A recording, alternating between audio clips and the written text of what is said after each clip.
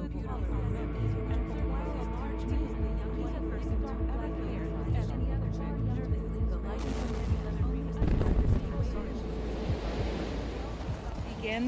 Hello, everyone, and welcome to the first virtual event for the Untold Tales podcast. My name is Melissa Del Toro Schaffner, and I am the narrator and co-creator of the Untold Tales podcast. You can see down on your screen Jeff Robinson, who is also the co-creator of this podcast, and we are so excited to be building community with you around amazing short story sci-fi writers and amazing fans who have brilliant minds that can actually understand our stories. So thank you so much for joining. I'm gonna tell you how this is gonna work and lay some ground rules, and then I'm going to tell you some statistics about the podcast, because you might be wondering, maybe you're not wondering, but I'll tell you anyway. And then we'll have 60 minutes of questions, 30 minutes of audience questions, and that's it. And that'll be the whole thing. So it'll fly by. So don't blink. But okay, so does anybody have any questions before I tell you about the rules? Yes, are there any rules? Yes. In a knife fight? There are rules. So the first rule is to silence your phone or anything like that that might make you want to pick up and talk to somebody during the webinar. We have an hour and a half of clear time that people can let you go for a second. Close the windows on your computer that might compete.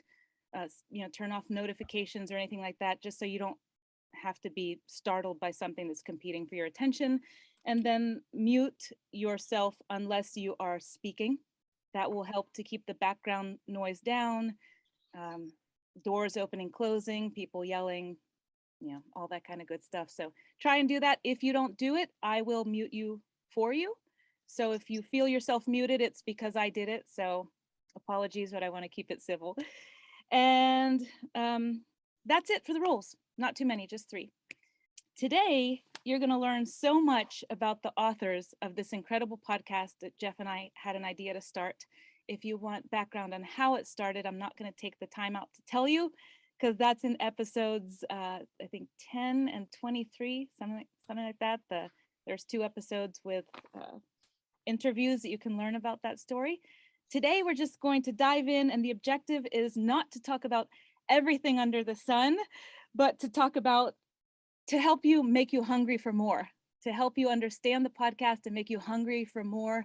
And if you're here live, then you get to ask the authors for things you'd like to hear about, stories you'd like to be told, and then, pick their brains for their processes. So that's what today is all about. So this podcast, we began it before COVID hit. Jeff and I met, and we are now at over 5,000 downloads. That's just on the Anchor platform. So there could probably be more on Apple. I'm not sure how all the podcast stuff works behind the scenes, but we're over 5K downloads. Our 4 top countries, a listenership is US, obviously, Canada, Australia, and the United Kingdom. We have 41 countries. Currently, the Ukraine is one of them. So I was very happy to see that the Ukraine is in our listenership, and we send blessings to them and peace, and hopefully this conflict will resolve for them, because we don't like to see anyone suffering. And then our podcast is 35 and up, 80% of the people 35 years old and up. So it's mostly for adults. And we have 64% female listenership. And I don't know where that comes from, if it's my friends are listening or if women are listening, but it's 64% women. And it's interesting because we talked about how 80% of the sci-fi fan groups are men. So I'm very interested as we unfold our journey together to see, how we can broaden that and even that out and get more men listening on the podcast. And then the last thing is we're up to 63 episodes, and we began introducing new authors, everyone here, in season 2. So we're going to probably have to modify the podcast description. I think a couple of you authors had said we need to modify it to include you. So that's all that I want to say this morning about that. So we're going to launch into question answers here, and nobody knows what question they're going to get because this is the pop-up. Actually, you know what? I'm going to change it around. Let me let you know the question you're going to get. Let me ask Jeff first, since you said you hate going last. So you can unmute yourself, Jeff. Okay, perfect. So the first question of the hour is, Jeff, what do you think the good elements of science fiction are? That's your question. Well, the main thing is that good science fiction isn't about the science. It's not about the technology. When writers focus on these things, they often take good ideas and create stories that are shallow or superficial. The heart of good science fiction is basically just a good story, a love story, a murder mystery, a whodunit, a theft, a rescue, an adventure, a chase scene. Science in science fiction should just be the setting, the venue, the excuse for the story. In good science fiction, the science and technology should be like window dressing or a fancy enabler to frame the tale in a unique setting, or to amplify conflicts and personal interactions, growth and change. The focus of a well-told or well-written tale should be on the characters, not the technology. It should be on the action and plot, not the weapons or spaceships. The conflicts, the challenges, hopes of people that you want your readers to identify with, not how Time Machine works or the star drive that you're using. Anyway, there are three main elements to good science fiction: description, character, and plot. Most writers tend to excel at one of these, but to write a good story, you need to master all three. Without good descriptions, stories are bland. Without fully developed characters, readers may not identify with people in your story, or they may not care enough about it to actually finish the story. And without a good detailed plot, stories either go nowhere or just wander around. You need to master all three. I started off being great with plot, and I'm learning description and character. Don Muchow has the most unbelievable characters. I swear every character he's got is a close relative or someone he's lived next door to for 20 years. But anyway, those are the elements, and it should focus on description, plot, and character, not science. Brilliant. So let me follow up to that question. So every author that's here in the panel today, Marc, Don, and Howard, is that why you chose their stories? Because you felt that they vibed with that assessment? Definitely mastered all three or more. Mm-hmm. But yes, that's why the authors that we've had have been invited, because they write such good stories.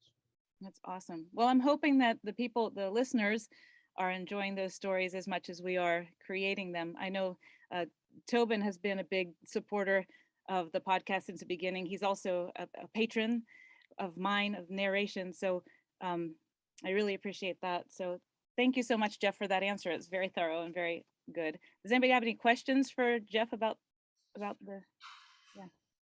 Go ahead, Marc. I agree with everything Jeff said, but I was always been drawn to science fiction because there's a different expectation from fans of science fiction.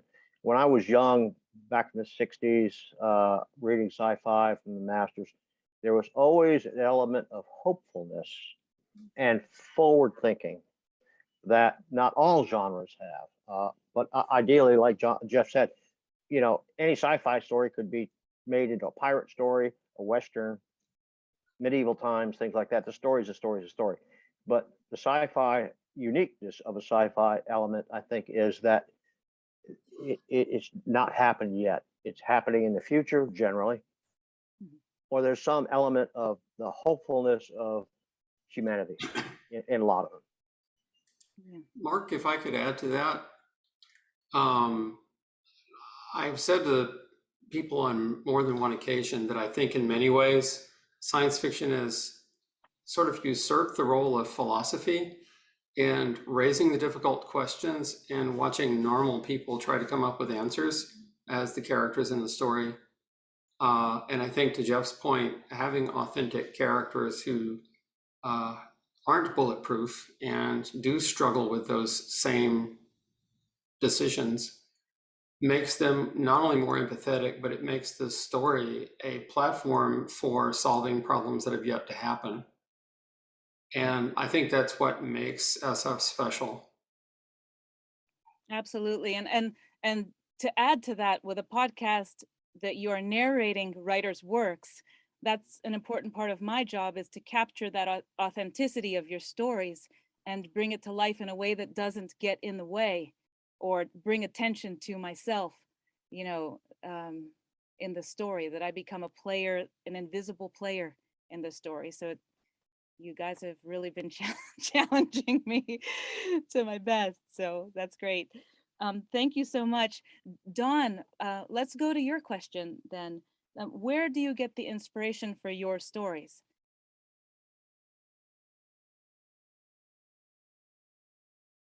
No, you're on mute. I was having difficulty unmuting. Something was moving my mouse. Sorry about that. Most of the stories that I have written have been influenced by people or events that stuck in my mind somehow. And I guess defining what it means to have something stuck in your mind is a bit of a can of worms, but I would say it's an ineffable quality of unforgettability. There's a story that hasn't appeared on the podcast I wrote some time ago that was based on 3 people I met on trains in Chicago. And there were qualities to the characters that came directly from those experiences. One was a man who had been severely burned and had only half a face. Another one was a woman who seemed to feel the need to disclose to me her struggle with attempted suicide. And the third one was a lady whose image just stuck in my head, probably because at the time I was listening to headphones and the Hollies' Long Tall Woman was playing in, I think that's the name of the song. Anyway, the Working for the FBI, that one was playing in my head. And the 3 of those things seemed to me to be only tied together by the fact that these people were all riding trains. And I usually let a nugget like that sort of nucleate a story that goes where it wants to. Jeff is fond of saying that good characters exert gravity on the plot. And I try to keep an open mind about where the characters want the story to go. The problem, as Jeff mentioned, is that it can get away from you. So especially with short science fiction, you have to be careful that you don't do an etude in character without having any sort of ending to the story. And to me, sometimes the ending emerges. Sometimes it's something I had in mind, but I try not to force it. I try to let those events and people sort of bleed into my consciousness and affect where the story goes. And sometimes it's just a faint twinkling of an idea, and sometimes it's a dream that I had, but I try to let myself be influenced when it comes to creativity by the things that don't fit right in my brain, and try to come up with a narrative that makes them fit. So Don, let me ask you this then. Do you write in a stream of consciousness the whole story? Like you said, you let it unfold and then you pull big chunks out? Or do you think about the pieces that you want to tell and sort of bridge them with some, some magic, some mojo? Usually the first draft is a bit of a stream of consciousness. The story featured recently, or about to be featured on the podcast, one called Waking. Without revealing too many details, this is about a military type fellow who kind of goes whole hog into the sort of psi power and ESP end of the spectrum, and psychologically programs his own imprisonment and memory neutralization. So he has to figure out not only how to get out of a prison, but discover the fact that he was the one who put himself there. And that came from a dream. And when I first wrote it, it did come out as kind of a stream of consciousness. But I have some go-to characters. One is a Farsi fellow. We were talking in the green room a few minutes ago about Melissa's Farsi accent. And I go ahead and let characters that I would like to see in the story sort of parachute them in and see where they take it. And I was a little bit surprised when I got to the ending of Waking and I realized that what the main protagonist's mission was in his own mind was to use some of this fringe science to figure out a way to get deep inside an Iranian compound and get intelligence on an elusive terrorist. And most of that came out in the first draft. It took a few edits to realize which pieces had brought me to that story, but were only scaffolding to the final piece of art. And I think you have to keep consciously aware of taking out that scaffolding when you're taking a free-form stream of consciousness approach. Jeff, as he said, is a little bit more of a plotter, and he doesn't use a lot of scaffolding. He only builds what needs to be there. And sometimes that means coming back a little bit later and embellishing things with, characters or accents or backstories. But for me, it's always been about trying to put something together that was immersive. I want very much to feel what's in the hearts of my characters. And if I can't feel what's in their hearts, then it's not coming from an authentic place, for me anyway. It's very powerful. A lot of your stories do feel very spiritual. And the good news is that people don't have to wait anymore because Waking was published in episode 48.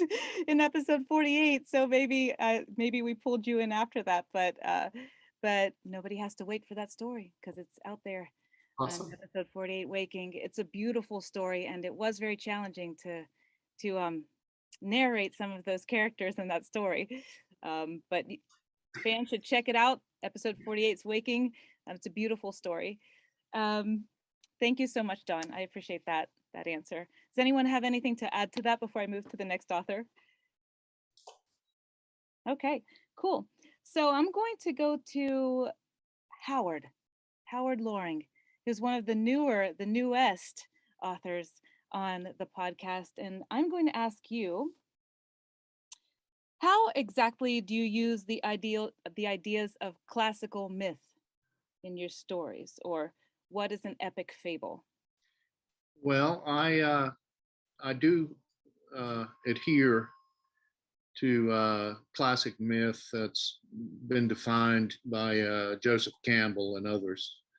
It's a universal thing, and uses stereotypes, and they tell the backstory. So my stories are very simple because they're fables. I write epic fables, as you said.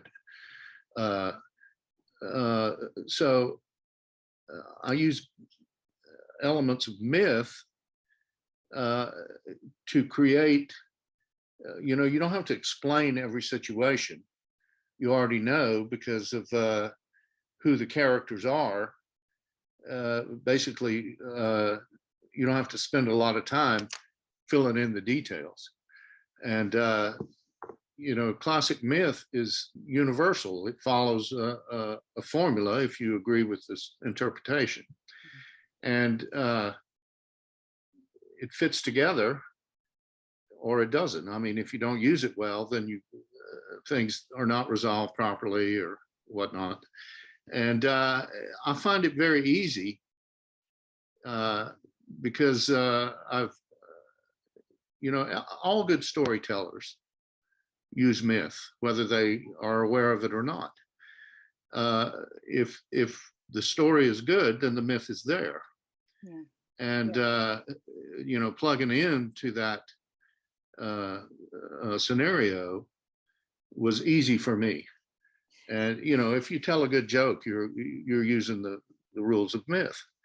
And as I said, I write epic fables, which are very simply told stories that have bigger ramifications, and it fits in very well for me. My stories are very organic. I start out with a hook, with something weird, and I just start writing. And I never write an outline. I never try to figure out what's going to happen, and things, because I'm so immersed in myth, or because I used myth, then things are naturally resolved. Yeah. And plus it's very it's a quick read. Yeah. And interesting. I'm wondering, being a person who is in a field where now stereotypes, that's kind of a naughty word.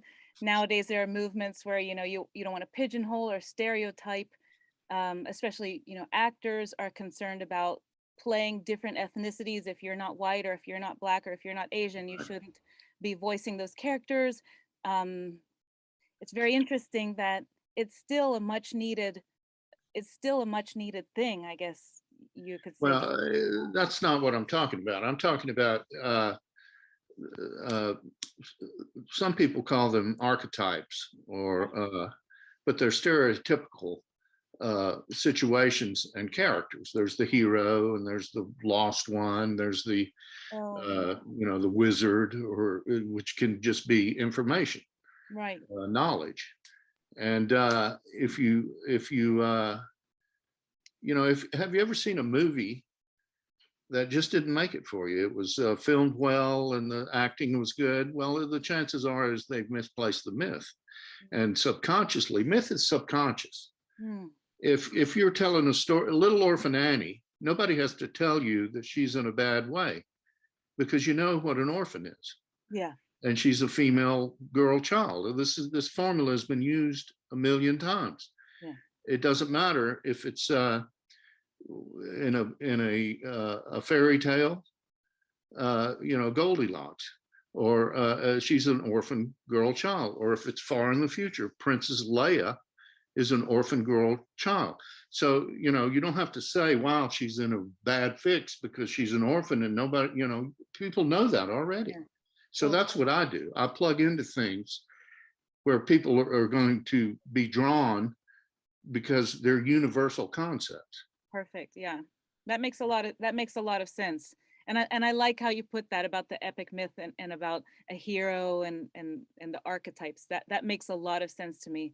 Does anyone have anything else to say about that topic? Because I'm sure that that's something others have thought about, using the archetypes.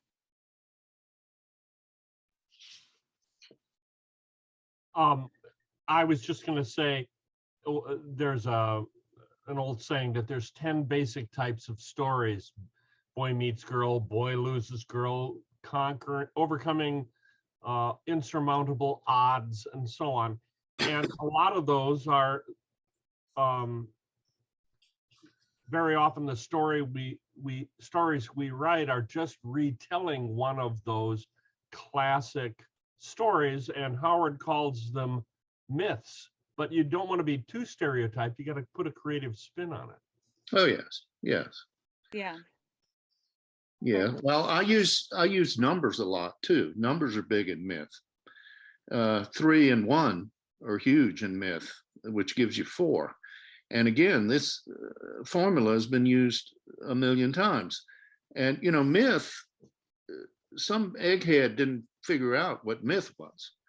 Myth was honed through storytelling through thousands of years. The written word's been around 5,000 years, but the spoken word's been around for at least that long again. So Homer, he's not a genius because he figured out what to do, but he was good at using the rules of myth, and he did it very early on. So he's, looked at upon as a big figure in literature. So if you use the numbers could be misused, and the story is lacking. And I didn't figure this out, but if the rules were honed, if you have one character, that's a boring story. Yeah. If you have two characters, that's a boring story. It either he gets the girl or he doesn't. But if you have three characters, then you have all kinds of things. You got the good guy and the girlfriend, or the hero against the bad guy, and and so three is big. So Three body problem. Situation. Oh, sorry. I'm sorry. Go ahead. I just said the three body problem. yeah. Yeah. But in stories throughout time, the formula place is true. Goldilocks and the Three Bears. Princess Leia has her three sidekicks. Dorothy Gale from Kansas, she's an orphan girl child again. She's got the three, the lion and the Tin Man and the Scarecrow. So the formula works very well, and that's not saying you can't have more characters. Third time's But the charm. each character can have its own group of numbers. So if you do it right, it's a natural flow, and if you resolve it correctly, then the story is good. That's my. I wanted to Right. ask you before we had a little jumble there, but I wanted to ask you, can the environment be a character? Certainly. Because some of the stories in Untold Tales I know I've narrated, they have two characters, but they're such good stories, and they're not. Maybe Well, they're not boring it's because implied then. Yeah. It's implied, Yeah. For and sure. and very often the third, it's 3 and 1. So you have like Ben Cartwright and his three sons, but often the one is implied. That's the reader or the person who's watching the film or the play. So yes, you can. I'm not saying you can't have stories otherwise. I'm Right. saying for me, the formula works. It's Yeah. engaging, and people are drawn in, and they may not even know why. If you have good myth, if you employ good myth, it's subconscious. You'll be, it creeps you out and you don't know why, or you're engaged and you're pulling for the guy and you don't know why. And so it works for me. I love it. Yeah, that makes a lot of sense. There's one movie that keeps on coming up that I know sci-fi enthusiasts are very particular about which movies they liked and didn't. So I won't say the name of the movie, but it was a Matrix movie, and it did not land for me. And I like almost every movie. Like, I am not picky about things that critics are picky about, and something I just couldn't figure out why. I didn't care about the characters. I didn't care if anyone died. I didn't care if I watched the rest of the movie. It's a real thing, right? So I'm going to move on to Marc, who's been incredibly patient. You are the save the best for last. Not the last, but your question for this panel is, where do you get your story ideas from? How do you develop your stories? Okay, first of all, let me state that I think movies are a poor replacement for books. Second, unlike my esteemed colleagues, I am unencumbered by education. So, what was the question? Oh, where do I get my ideas? They just come to me out of the blue, whether it's a novel or a short story. I remember a period of about 30 days, I wrote 30 short stories. They just came to me, boom, boom, boom. So I'm a pantster. I write by the seat of my pants. My characters know more about the story than I do. I let them lead me by the nose around the next bend. where the horde of whoever's waiting for them. My ideas just come out of the blue. I remember my last novel, I was bringing my trash can up from the street. It's up a little hill on my driveway, and just came to me the thought, the bloody handprint. Just boom. I wasn't thinking about anything. And I said, no, no, no. The bloody handprint was missing a finger. And I got home, I got back in front of my computer. I started writing about that. And I wrote that bloody handprint being on where? On the wall. Where? Who? Why? How did it get? All these questions had to be answered. So I had to back up a little bit. And I created a character called Tommy Blue. And it was a supernatural horror book. I'd never written a supernatural horror book before, but I wanted to see if I could write one. All my other books have been sci-fi. So my stories just come, I don't know where they're going. I generally have to get about 2/3 of the way through a story before I can see an end point where I can plant a flag, and then I start driving towards that. But I'm a pantser. I don't have any formula. They just come to me. That's interesting. I heard somebody give a talk. It was a woman that gave a TED talk, and she talked about how in the olden days, like older than any of us here, they used to understand that creative thoughts were inspiration came and sort of went through humans like a conduit. It's not like you were the source of the creativity, but rather the creativity is out there and it finds you and you channel it. Do you feel like that's what you're doing, is just taking from whatever the soup is and channeling it? It's similar. I play guitar and I used to play piano. I used to play guitar and I used to play piano. And improvisational music is much like finding a story, because good music, if you ever look into it, is all question and answer, question and answer, question in a kind of a musical format. So that process of improvisational playing is very much like writing, because you don't know where it's going to go.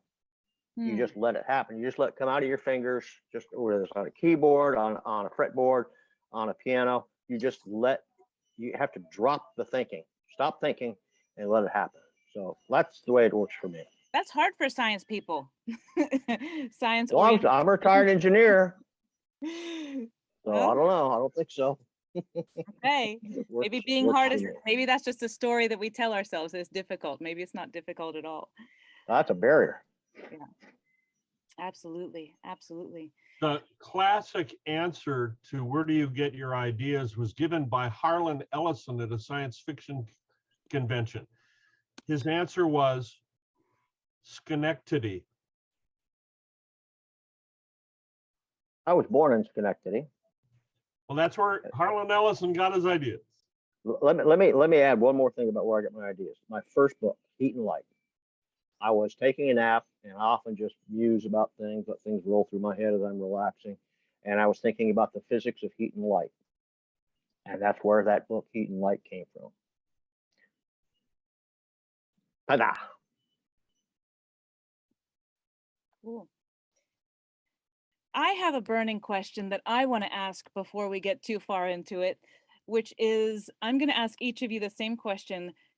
What was it like for you to release your story to be narrated by somebody else? What was that like for you to hear me interpret your story, your first story, for the first time? If you've listened to it, maybe you're not even brave enough to listen to it yet. I'll go. Yeah, I'll go. go ahead. To release my story to you was a no-brainer. Go for it. Have a good time, and I hope it works for you. And then after I heard it, it was much better than I thought it could ever possibly be. You were fantastic in bringing out my stories, much better than I could. I've thought about reading my stories, and then I've heard my voice recorded. I realized, no, we'll kill people with the boredom. So it was no brainer. Hey, you're a professional. You do what you do. I can't do it. Very few people can. And so you did such a magnificent job. I was enthralled. Thank you. And I'm not looking for compliments, but I just want to know the honest truth. If it was like, I want to know that too. I'll give you I don't think this comes as a compliment, but it was a bit odd for me to externalize the story, to have it come out of someone else's mouth. and to be able to experience it in the third person. Mm. And hearing your voiceover of the first few of my stories made me realize that some of these stories deserve to be told. I don't know that I felt that way about all of them,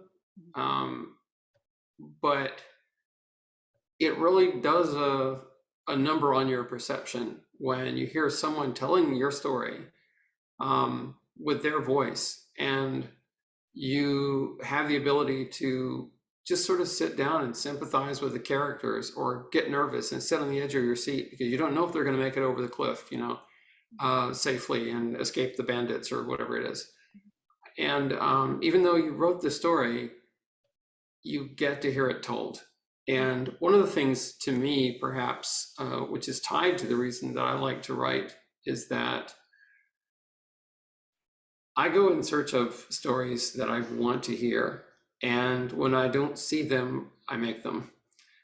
And I think it actually helps that desire to hear good stories told, to write them and then give them to someone else to read out loud. It also kind of keeps you honest as to whether the stories suck or not. That's funny. Yeah, sometimes I'm kind of hard on you guys for typos. I'm like, I had to go 20 minutes to fix that. But thankfully, Jeff does a good job vetting. I run everything through Grammarly now, but Yes. to me, having my stories converted to audio was a natural next step. I was delighted because, in this age of videos and YouTube, I still think good stories need to be told. Yeah. Yeah. And But yeah, oral storytelling is just fantastic. well, right now there's a big thing in the audio world with audiobooks of AI taking over human voices, because it would be a lot cheaper just to record somebody saying every word in the language, whatever language, and then speaking it that way instead of having a human emote it. But performers and actors feel like you can't substitute the heart and the emoting of a performance, and the subtle nuances, which is what makes the story great. So that's just sort of a plug. I've used AI stuff for my videos, my character animation in some of them, and they're close. They're close, but they're still a light year away, and I don't think they're ever going to get there. And I think that they're good for that's good for a lot of things. AI is good for a lot of the heavy duty work, that maybe somebody doesn't want to enunciate the whole dictionary, but yeah. So did you have any feedback, Howard, on on how you feel that I did on your stories? You asking me? Yeah. Well, I agree with Mark. I was thrilled that y'all reached out, and whatever the outcome, I was going to be happy. And then I was blown away. It was much more than I thought. What impresses me is the quality of the production, and that's everything. That's the voices, the nuance, but the audio quality as well. And yeah, I've got no qualms. Y'all can do a couple of my novels. I would love it. I know that's beyond your purview, and as you're set up now. I would like to say one thing about what Mark said, where your stories come from. And he said they come right out of his head. And same thing for me. I write historical fiction. So there's lots of real people because I'm writing time travel. And there's lots of real people and real circumstance. I believe Jeff said the next story to be produced of mine is the one that has Archimedes, and it's the fall of Syracuse. So this is a real thing, and da da da. So yeah, I was just very pleased with the outcome, and I can't wait to hear more. And in terms of where my stories come from, if you use real history and real people and real documented circumstance, then you've got ideas ad infinitum. Yeah, but you're not limited to history because you're doing alternate history a little bit, but it's one. Well, depends. My point, people say, oh, you can't go back in time because you'll change history. But my point is that history has been changed. And the history we have today, who's to say that it wasn't different and it was changed? And so, that's not a concern for me. I'm not going to get, philosophical about it. Although Grand paradox. time travel aficionados, they're rabid. If you don't have a working theory, if you don't have a machine that makes sense, they will pick you apart. Yeah. But then again, that's not the point of my stories. They're epics. They're universally applied, and they're fables, so they're very simply told. They're layered and they use real history, and that's the point. Awesome. So we're getting to the top of the hour where we were going to ask for questions from the audience, but I want to kind of ping the audience at this point and sort of shake out our muscles. And if you want to unmute yourself, if there's anything so far that you felt compelled or touched by or inspired by, or something you wanted to say, please open your mics and go ahead if you have anything you'd like to say. No screaming, though. No screaming. Do you enjoy the podcast? Is there something you'd like to hear more of? My daughter and I listen to a child's podcast at night, and the woman, it's a sleeping podcast, and she does a lot of ASMR. Does everyone know what ASMR is? It's like sort of like little clicking noises in it that keeps you going to sleep. So, but I don't think I'll be doing any of that for you in the near future. Tobin, you have anything that you want to? Sometimes one thing I've noticed is sometimes I wish the stories were longer, but then I'll find one that tends to expand my driving time. So I'll have to sit in my car and listen to the end of the story because I can't sit there and just stop it right then. So sometimes I'll end up having to search for stories that match my time frame for my driving period. But overall, I'm still pretty much enjoying. Nice. Do you use what platform do you listen to it on?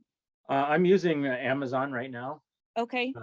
Once Amazon actually was able to find them, that was the easiest one for me because I use that with my Alexa apps and the like. Perfect. So you found it's pretty easy to find the podcast and listen to the stories and search through the time that you need to find it. Yep, I even get notifications every time a new one gets posted. So. Oh, perfect. Okay, we don't know that that's working. You're the other half of what makes the podcast great, right? Because you're actually listening to it. So, quick question for Tobin: how did you find it on Amazon? I actually searched for it. I was actually kind of looking Tales for. Or what's that? Did you search for Untold Tales? Untold podcast? Tales, yes. Okay. I searched for Untold Tales podcast, and I got 10 sites coming up. Yeah, when Melissa first pushed this site out, that was what I was finding. There were a couple of different places that were called Untold Tales. About 100,000. But none of them had the graphic. Right. So, No, I found about a dozen that had just groups stuff, links. It was a list of the stories that have been pushed out there by this group. So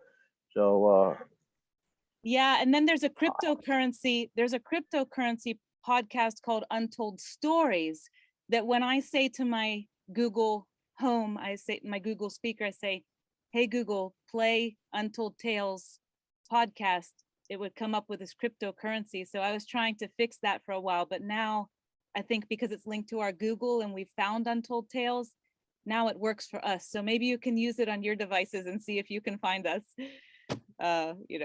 that way. But Mike, did you have Thank you so much, Tobin. I appreciate that feedback. And Mike, did you have anything that struck you in this conversation so far? Okay, this is me. I'm the only Mike, right? Let's see. Yeah, You're the okay. only Mike. There's a Okay. Michael and a Mike. Yeah. Yeah, actually, I've got a couple of questions. You know, yeah, I'm a retired school teacher. I retired a couple of years ago, and I started getting into writing.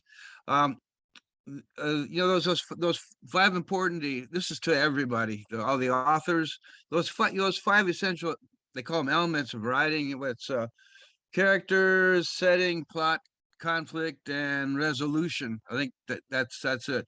Does anyone have an opinion on what's the most difficult of those five story elements to deal with? Depends on the writer. Every writer has strengths and weaknesses, except for me. Ah, Mike, I have weaknesses. Mike, I think one point worth making is that can you guys hear me, by the way? Yeah, yes. loud and clear. Yeah. Sorry, sometimes it takes a little delay before it shows me as unmuted. It is possible, much as with figure skating, to pass all the compulsories and still not wow the judges. Yeah. So I think that one thing you have to be careful about is that you may have a story that meets all of those necessities, and like Melissa says, just doesn't land right. Mm. And I think that one of the reasons that most of the Wachowski brothers, sisters work usually lands right is because they're good at knowing what manipulates people's emotions and using them for entertainment as opposed to something like propaganda. And I think I know which one of the Matrix films she's talking about. It didn't land right for me either, because I think it did pass all the compulsories, and yet there was nothing to jerk at the heartstrings.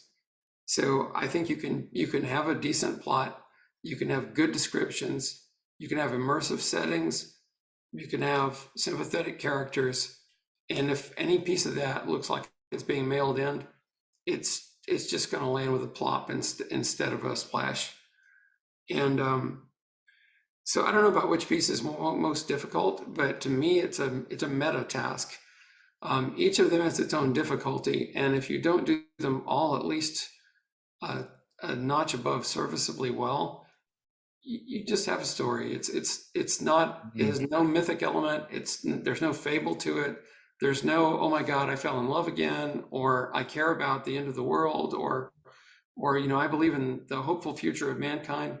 It's just a story.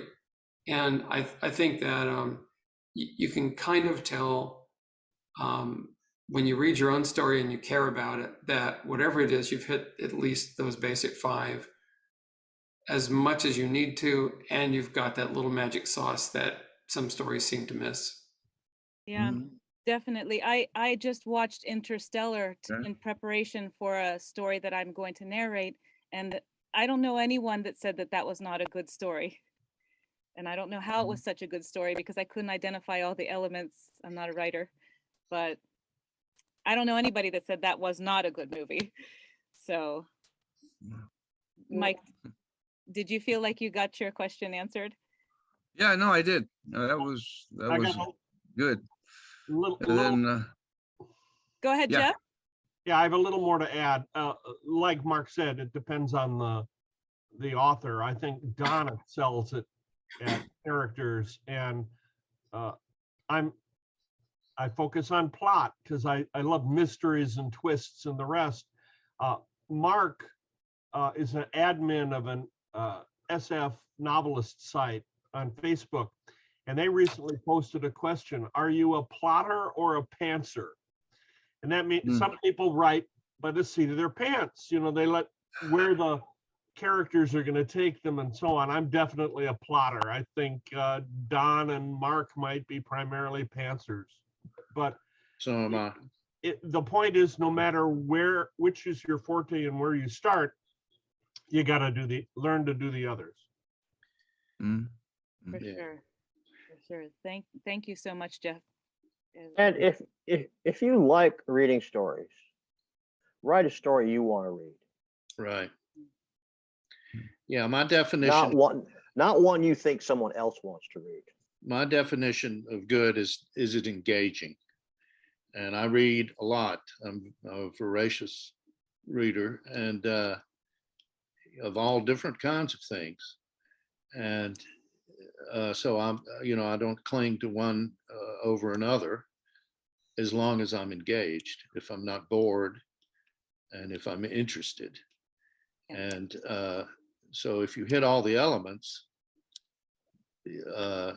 that's half the work there. But it's how you turn it's the wordplay, and how there's lots of creative elements to it, which make it good. But Yeah. it has to be engaging for me. Hmm. Or I think one element that's left off is tone. yes, The tone of the scene, the tone of the story. If you don't have tone, then all those ingredients are just a mishmash of cake ingredients. Absolutely. Absolutely. Thank you so much for those answers. It's brilliant. I'm appreciating going through some of the attendees' questions, and we're almost at the top of the hour, which is perfect. So we can keep going with this. I want to introduce you to one of the first Untold Tales podcasts fans and patrons, and the person who has been supporting me for everything, my clone, Miss Edna Del Toro. I basically just sprung out of her head like Athena. But Mom, do you have any other things that you want to contribute? Because you've been listening since the beginning, and you welcome every new author with an open mind. You're a voracious reader. My mother has like a gajillion books in her home. Mom, would you like to say anything? You can unmute, or I can unmute you. Let's see if I can unmute her. Okay, hi. All interesting subjects that you're bringing up, things that I studied way back when I was in school and I long forgot, but it's coming back to me. The one comment I have is that when the book got started, I liked it, but I just felt in my heart that there was something missing, and I didn't know what. So I kept on thinking, and then I mentioned to Melissa that this would be so much better if it had sound, like the soundtrack, that is, the appropriate soundtrack. And to me, that made the difference. And to me, that was just what made it perfect. Because some of the stories, for instance, the one that has a lot of it's about school kids, and they had the school kids background and being a teacher. I know that was so real. That's what it sounds like when you're in a school setting. And the ghost and the time traveler. And there's not one story that I thought it was less than the other. They're all wonderful, and you're amazing writers. And I'm there waiting for the next one. Keep up the good work. She's my accountability network. Yeah, I don't want to disappoint my mom, but thank you so much, Edna, for that. I appreciate that. And there's 2 more attendees in this small event. I imagine that in the future, these events are going to get much, much bigger, because we have so much more to offer you. And we're building behind the scenes some really cool things and some gamification that you really enjoy. But I would like to see if maybe Michael or Philip, maybe you have anything at this point that you would like to bring up. Maybe your feedback on the podcast, if you've heard it.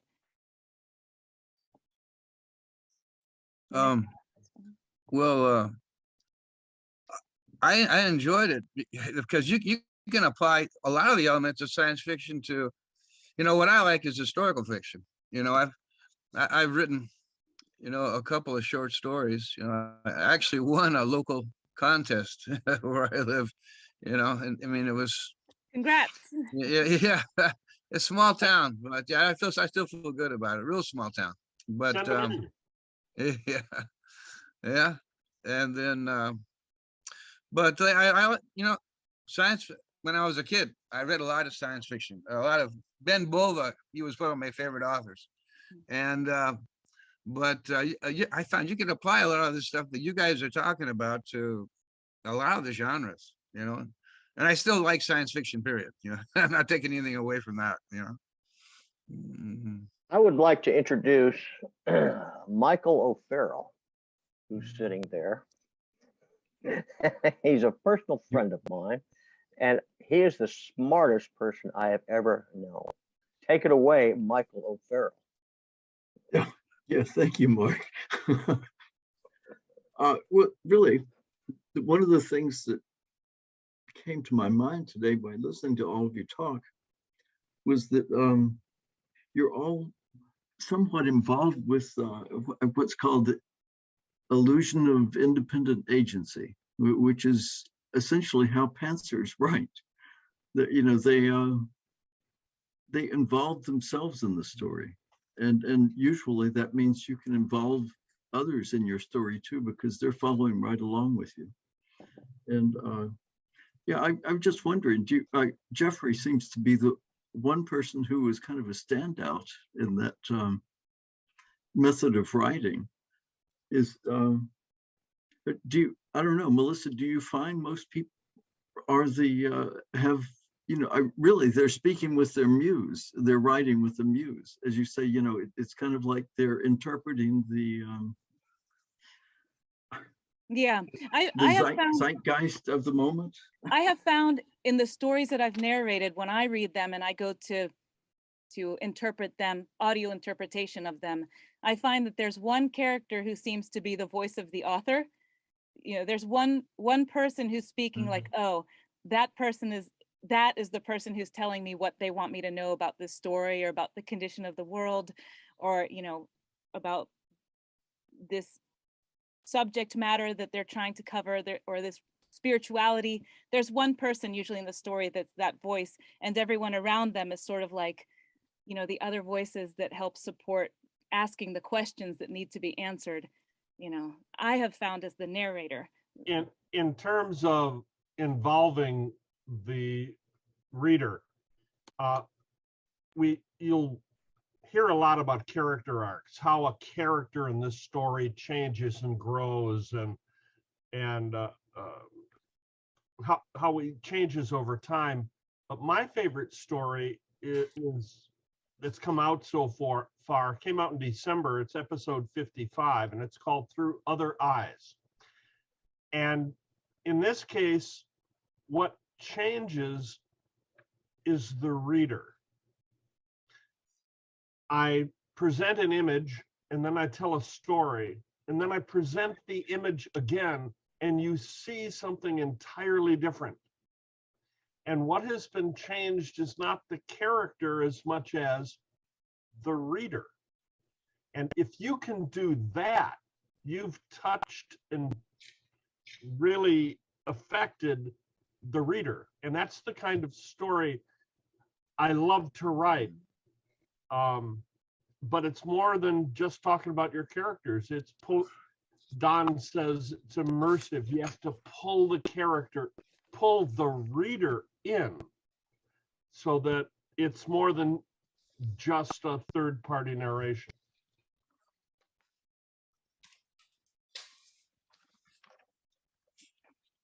If I could add to that just a little bit, I think that I've recently collaborated with Jeff on a couple of stories, and as you may be able to tell, Jeff and I come from opposite ends of the spectrum when it comes to storytelling.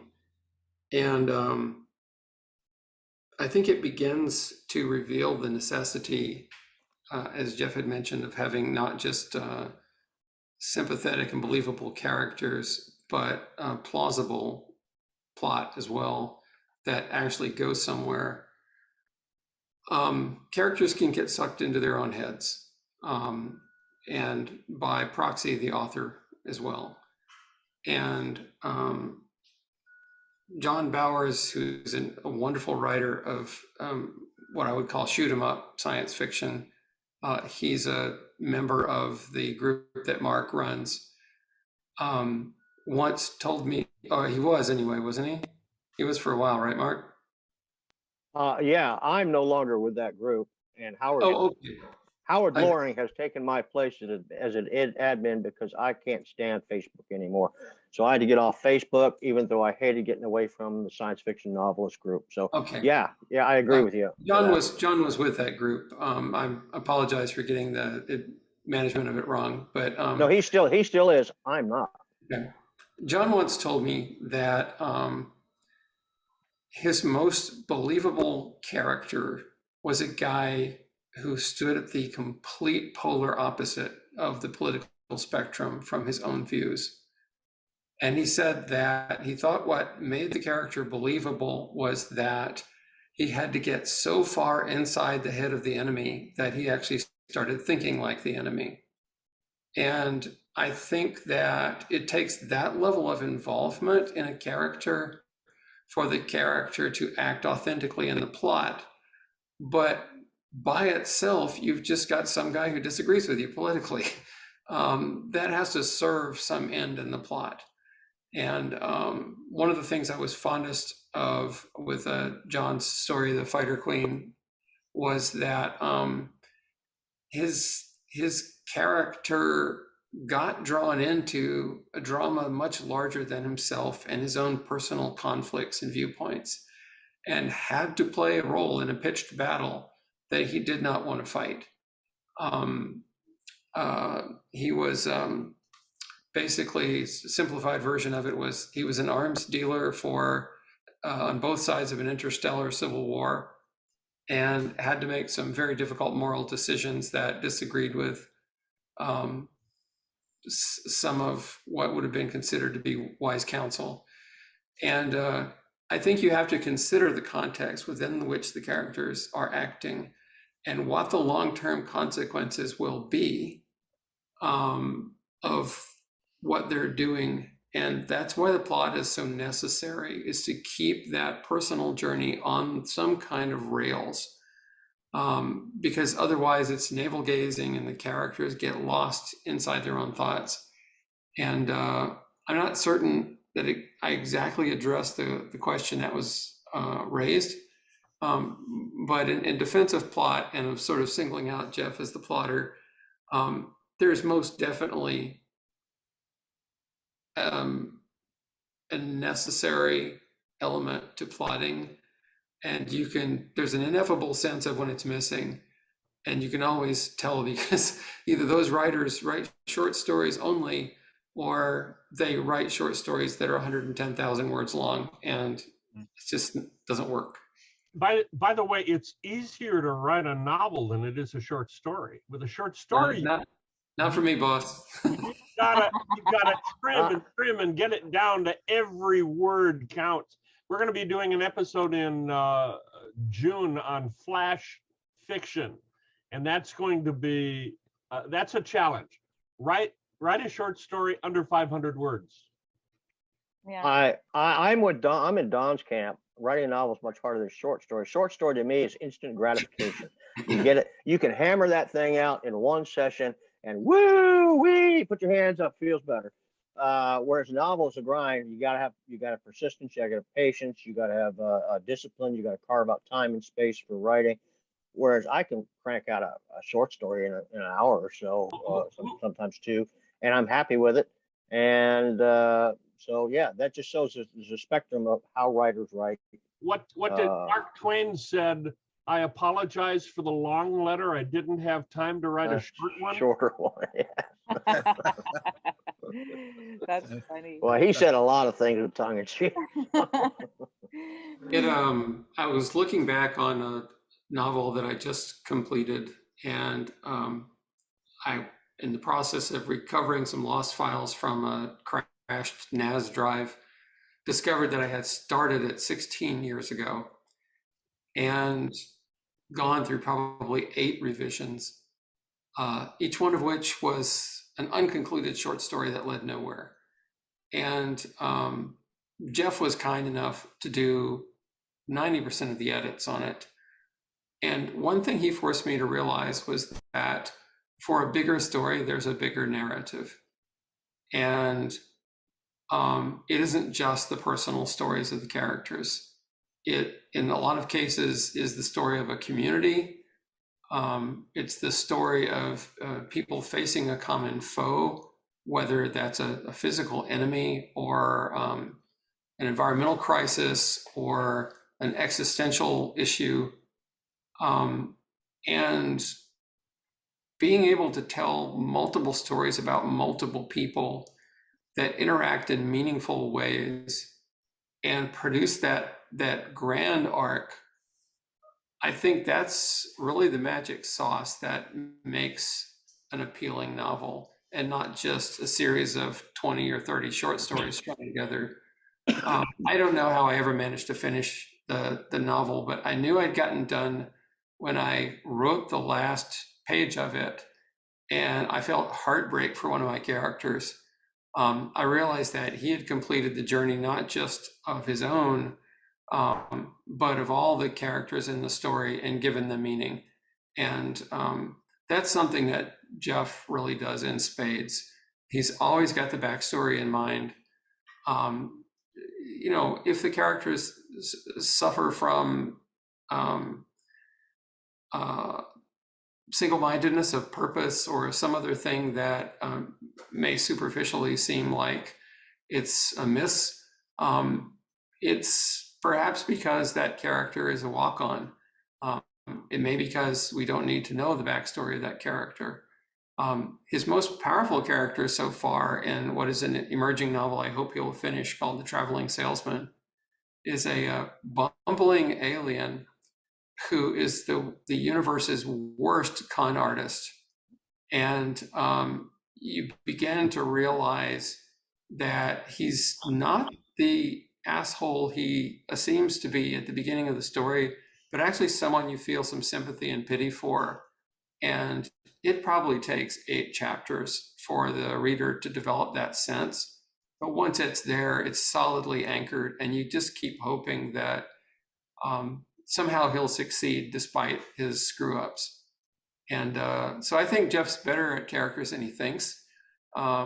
Definitely his strength is writing the plots, but I've been privileged to work with him on that story, and I hope we get to the end of it. Plot's essential, but it's like a skeleton. You add meat on the bones and you give my plot stories soul. Well, That's kind of right. You're a great team. You're a great team. If you write epics, then the question resolves itself. You know, a short story is a contained piece. A novel is longer and it has character development, blah, blah, blah. But an epic, the story is secondary. The plot is secondary. Well, in an epic, what's important is how the characters change. And if you do it right, it's universally applied, because epics are universal in character. So you're not having to you're not having to flesh out the characters if you write epics. It's inherent in the genre, at least for me. And there's lots of the human condition is universal. You're right. Absolutely. Yeah. I have a question that I prepared that's not on the list of questions that I gave you guys. But before I ask it, I'm going to ask this question to everyone, Jeff. So I want to know everyone's answer to this question as we sort of round out the last part of this. But I wanted to make sure that Philip, if I wanted to make a space here for you, if you wanted to bring out anything, you have any ahas or anything you had thought about as you've been part of this discussion, I'd love to unmute and hear what you have to say. If you have. Well, now Philip has written some good short stories that have been included in the first science fiction novelist anthology, and I think you have one in the second that's coming up. Do you not, Philip? Somebody poke Philip. It's your turn. Can you unmute if or I can unmute you if you like. I prefer people to unmute. He tells stories in pictures.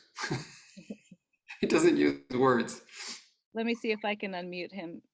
I want to get more of Philip's short stories. His first one's coming out on Untold Tales in June. Oh, okay. Ah, sorry. Rockin'. There he is. There he I is. didn't realize you were talking about me. Excuse Yeah. me. Sorry. Okay, so.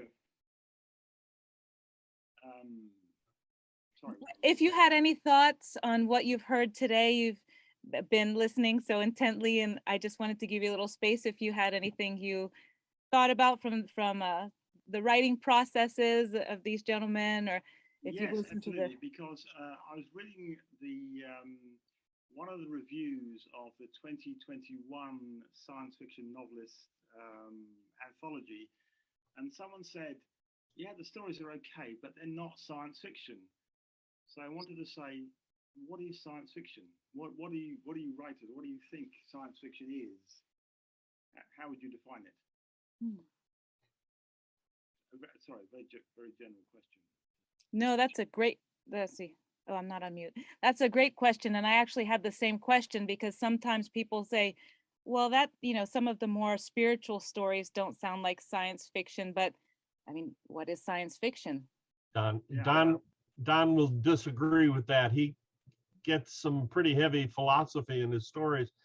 To me, science fiction is mostly what if scenarios. What if this happened? Or in Howard's case, what if this had happened? And examining, in many cases, how technology affects people and the world. But virtually all science fiction are what if stories. Well, I think, if you have a time machine, that helps to be science fiction too. and I think a lot of the science in the science fiction is in many cases rightfully implied. For instance, opening sentence, Jana looked up at the skies of the planet blah blah blah. Well, okay, we know we're not on Earth. There's science fiction in there somewhere. And I think one thing about science fiction readers is that they have a stronger willingness to suspend disbelief than in most genres, and that's the excitement, that's the release, that's the voyeurism of escapism of reading good sci-fi. You're in the future, or you're in a situation that's totally improbable, but you believe that it could happen. Yeah, but Yes. you have to keep them engaged. Yeah. Oh yeah. Because they're willing, but they don't put up with it if it doesn't work. Yeah. You got to meet the other story expectations and requirements. Yes. Certainly. Jeff, I was just thinking of the story Timeless Stray. I think was that Gil's story? Gil Schmidt. That was Gil. Yeah, that was Gil's story. Timeless Stray was a Victorian, would you call it a Victorian sci-fi? Yes. And it was just about a fortune teller, really, but she had one device in the story that was so weird. And I remember hearing my mom, she had to listen to it like 10 times. Like, what happened? Like, what happened in that little spot that... Gil's got a whole series of stories in that almost steampunk Victorian so mythos. cool.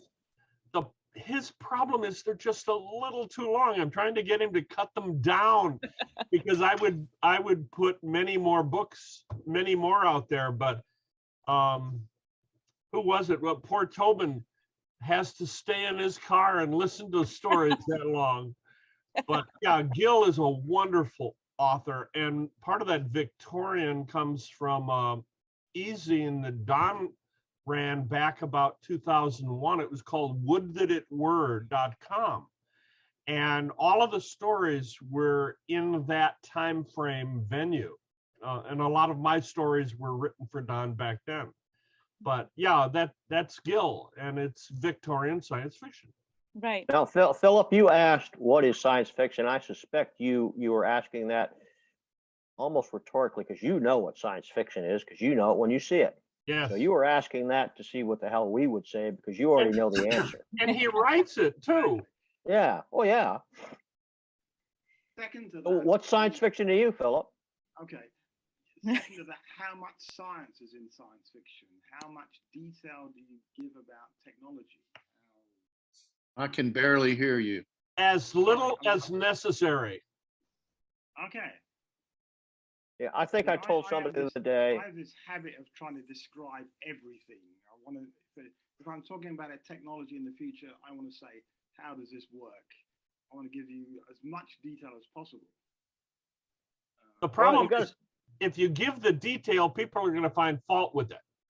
Right. If you leave much of it up unsaid, people fill it in on their own minds, and there's no conflict. Yeah, sci-fi readers will accept it. You know, I've told people that in sci-fi, the only time dilithium crystals were mentioned in Star Trek was when they broke. Right. So unless something breaks or has a significant, the process by which it goes by has a significant element in the plot, such as they want to get the secret of kind of thing, you don't have to pop the hood. I believe a spaceship will fly. I don't have to know how it does it. Yeah, well, in the first episodes, it was lithium crystals. So Well. somebody said we need to make it more sci-fi, make them dilithium crystals. That's two lithiums. but yeah, I mean, unless it breaks, they don't pop the hood. Right. And unless something breaks on your car, you don't pop the hood on your car. Well, Nobody knows how their car works really anymore. So especially not if don't it's worry a about it. Tesla. I remember Jeff had said that he did some calculations for some of his stories. For instance, you know, how big the ship would be to evacuate a colony from Earth. You know, maybe if the sizes don't match up, you're saying, wait a minute, how did they get all those people into that ship? You know, like that might create a cognitive dissonance for me. I'm always doing math so that I can describe the size of the ship or how long it takes, but then I don't reveal it. But I'm a nitpicker, I'm a PhD, and I put as little science in as necessary because the story should be about the characters, not the technology. Yes, I agree with that. I would add that if the characters are somehow struggling with the technology and it's a significant element in the plot or affects the characters in some way, then it can be a more critical piece. Whether or not it defines the story of the science fiction, I think, is to me more about not just the what if, you know, what if there were flying cars, or, you know, what if there were ones that you could wave that would fix a material object you know, put it back to its pristine state. But what if questions along the lines of what are the downstream consequences of if this thing happened? Yes. It doesn't particularly make it science fiction if you say, what if, you know, there was some technology that functioned the way magic does in fantasy stories, because what you've really done is you put robot armor on a dragon. It's still a dragon. But I think when the technology disrupts something in the characters' lives or in the narrative, then it's undeniably science fiction. One of the things, and I apologize for the little diversion here, but in the novel I just recently completed, Howard, you might appreciate this. It's based on a historical event from the mid-1800s that I tried to reimagine in the 21st century, when Admiral Fitzroy and his passenger Charles Darwin took the HMS Beagle on a voyage. One of the places they stopped was Tierra del Fuego, and they picked up 3 natives and took them back to meet with Victoria's court in England, and their lives were changed forever. In return, they left 3 of the crew members of the Beagle with the Fuegians. Unlike most first encounters, there wasn't that have occurred historically on Earth. There wasn't a virus that wiped anybody out. Nobody fired a single shot. And yet by the time they got back to Tierra del Fuego, Fuegian society was already crumbling. And the core element there was the introduction of modern at least at the time, mid-1800s technology, to a relatively primitive native culture kind of left the natives with a sense that they were never going to catch up, and screw it, why even bother trying?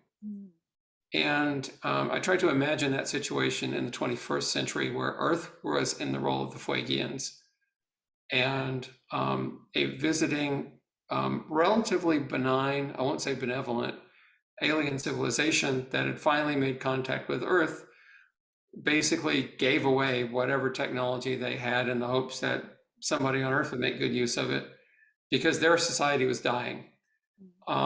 And I thought that the technology had an effect on the lives of everyone.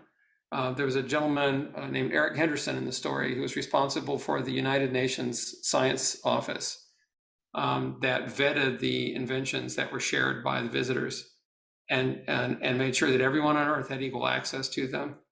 And he made a note in one spot in the story where he said that nobody was registering inventions in Silicon Valley anymore.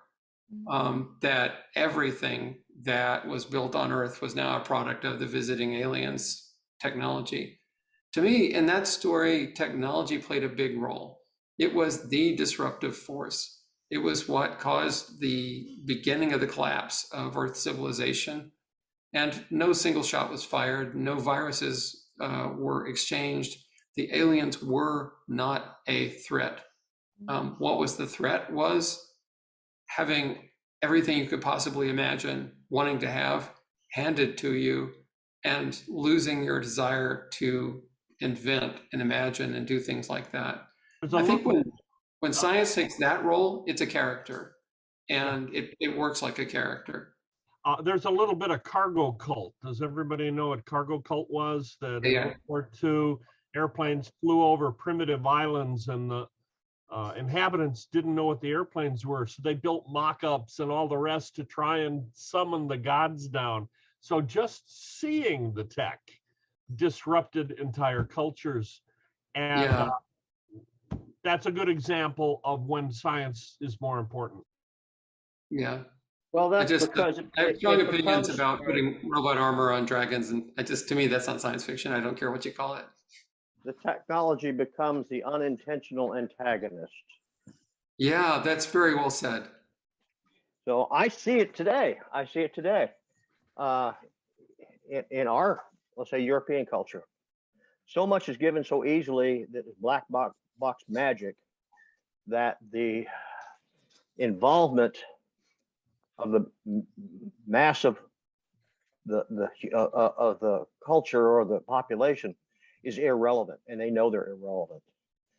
And so they act out in ways they normally wouldn't, such as pre-World War II, post-World War II, where there was a uniform challenge. There is no challenge anymore, really, except that which is manufactured by politicians. So, oh gee, I'm getting philosophical here. I don't mean to be. But yeah, things can be an antagonist that aren't meant to be antagonists. Time can be the antagonist. This is an amazing discussion. I think we could probably speak for days, days on end. Unfortunately or fortunately, we're coming to the end, the last 6 minutes of the webinar, or the meeting. So I just want to, again, appreciate you from the bottom of my heart for coming today and taking time to voice your thoughts. My last question was going to be, do you have a sense of mission as a writer for your science fiction stories, and do you feel like it can change the world for the better instead of this constant sort of apocalyptic, the world is falling apart with no solution, which I find is currently feels to be the narrative, and it doesn't feel very hopeful to me. But maybe we could go around and each author could answer whether or not you feel a sense of mission, and if you think your writing can help make the world better. My sense of mission now, after written everything I could think to write, is to help other writers. And I think any accomplished writer should want to do that. I've been editing and critiquing a large number of pieces that were sent to me, and I'm encouraging them to write, how to write stronger, showing them that they don't need to go deeply into so many philosophical things they want to go to that really don't apply to the story, but to help other writers. That will change the world one at a time. That's beautiful. Thank you. Thank My you.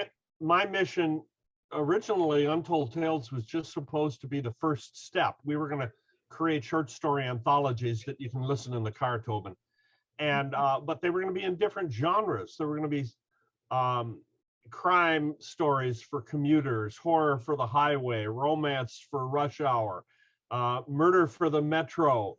All drama trademarked. All for home. trademarked. Yes.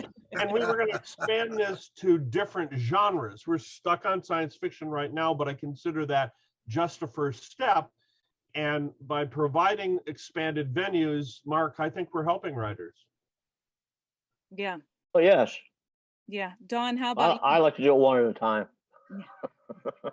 Don, how about you? Don, by the way, if everyone knows, ran from Disneyland to Disney World. The only person I am like, because I can't even run to the mailbox. But how would you answer that question? Do you feel a sense of mission, and do you think it could make the world a better place? First of all, thanks for mentioning that. It does influence my writing in the sense that some of the transformation I experienced on that run, as a result of pushing myself to some extremes, finds its way into my writing. I think I shared with someone recently that one of the things that I like the most about reading and writing certain kinds of dystopian science fiction is that if it were just a depressing story about how everything sucks, it's, I guess, what I would call miserability porn and not really dystopian SF. To me, inside every good post-apocalyptic story is this seed of humanity that keeps relentlessly sprouting up through the cracked asphalt left behind by the nuclear blasts. And I believe that SF in general, and each of us in our role as SF authors, can act on a mission of creating visions of hope for future generations, the way that the great masters of SF in the 60s and early 70s expanded our outlook on what the world could be. Fiction has a way of becoming reality when it's something people want to have happen. But without that imagination first, there's no path forward. And I think that's a role that we all play. Yeah, not just hope for future generations. We could use a little now. Absolutely. Absolutely. Even just the illusion that things are going to get better sometimes means they will. David Brandon, the Postman, right? Yeah, absolutely. Howard, what are your powerful last thoughts on that? Well, I think I'm going to have to bring it down a notch. I think what I owe my readers is a good story. And if I can deliver a good, engaging story, then that'll make their life better. Well, you're doing a great job. I love your stories.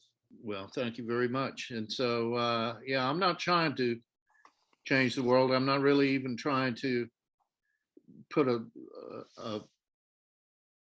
angle on how the world should be, other than, my time travelers change history. But, with the history we have is what we have. And, I give entertaining stories that are universally applicable, if I can say that. And yeah, so that's what I owe my readers, is an engaging, not to waste their time. And if they enjoy it, then possibly it'll make their life better, their outlook. Give them a good day. Thank you. Thank you so much. I appreciate that. Well, we are at the end, if you can imagine, of our time together at this first maiden voyage of our virtual events, of our hopefully future in-person events for the Untold Tales podcast. So I am grateful for each one of you here. I'm sure that everyone here feels the same way. For people who are listening, people who are watching after the live event, you can follow us on Instagram at the Untold Tales podcast. You can also search Google for the Untold Tales Untold Tales podcast, and you will find the YouTube channel, you will find our Facebook page, and you'll find all of that. But we are in a very exciting time of revamping a lot of our online social presence. So we are really excited here in season 3 and moving into season 4 to continue bringing you the best that our authors have to give you. And thank you so much for listening. And we know you'll love what you hear. So thank you so much, everybody. I guess I'll take a final picture. So if you just want to say hi, bye-bye. Yay. Mm.